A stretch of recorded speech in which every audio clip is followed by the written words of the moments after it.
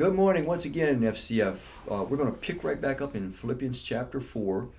We're going to look at verse 8 and 9. Now Paul's subject in verses 6 through 7 were how do we keep ourselves in a tranquil, even sort of emotional state when circumstances around us may be less than ideal for an indefinite period of time?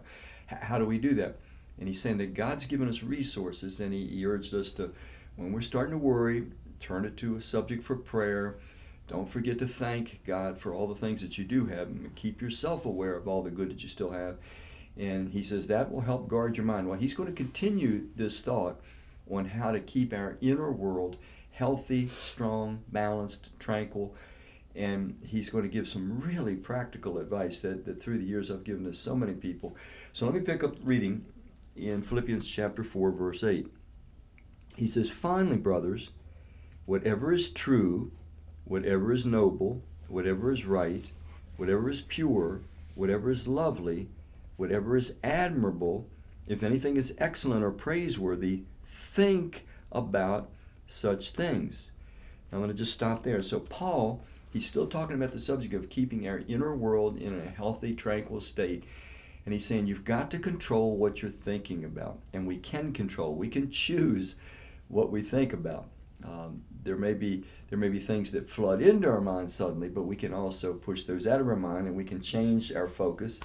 So Paul, if you look at that list, there was nothing negative on that list. Whatever is true, whatever is lovely, whatever is noble, whatever is pure.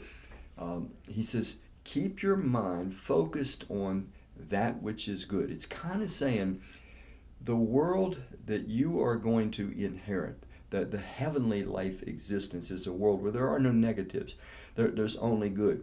So he's trying to help us develop a heavenly frame of mind now. Now, this is extremely hard because we live in a world where bad news just crowds in all the time, and particularly in our day and age where we have multimedia and it steals in. So we can still apply this though, and we can guard our minds by saying, wait a minute, I'm going to draw some boundaries.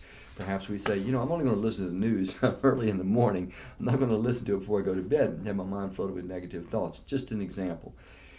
But this is powerful stuff. If we choose to aim our thought and allow our meditation, our imagination to drift on things that are positive, things that are beautiful. For example, if you take a theme like, I want to just meditate and think about the love of God and what that must have meant from the start, before anything was created.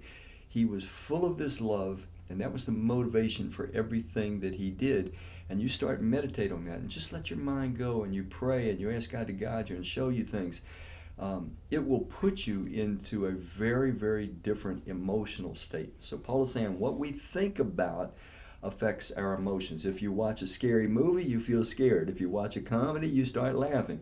What we focus our minds on affects our emotional state. So Paul is saying there's a way we can control that by thinking about things that are pure and good and lovely and so forth. Now he's going to add something else to it in verse 9. He says now, he's going to give four things here. He says, whatever you've learned, that's number one, or received, that's number two, or heard from me, that's number three, or seen in me. So he says, anything you've learned from me, received from me, or heard from me, or seen in me, put it into practice, and the God of peace will be with you.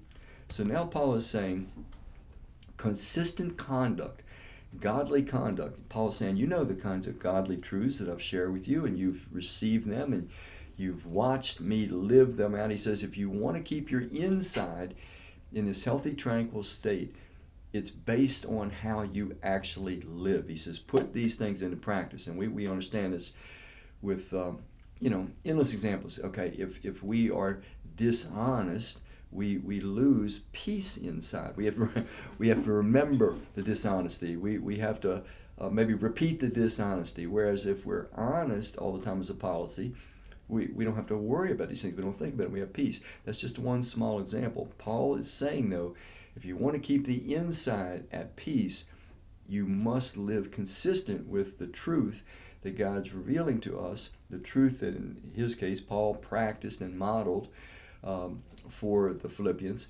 And this is the way. So there has to be the care for the inner, guarding our thoughts, directing our thoughts, because what we think about creates our emotional climate inside. But then he says conduct. Your conduct is key, because we have this finely tuned inner machinery that God has given us, because we're image-bearing beings. And when we don't live consistent with the truth that we know, we rightly feel guilt and maybe even shame. Those things are negative, but they can be positives if they move us to correct our behavior, to become consistent with the truth, because God knows that our best and highest quality of life will consist when we align our will with His will, our life with the truths of His Word.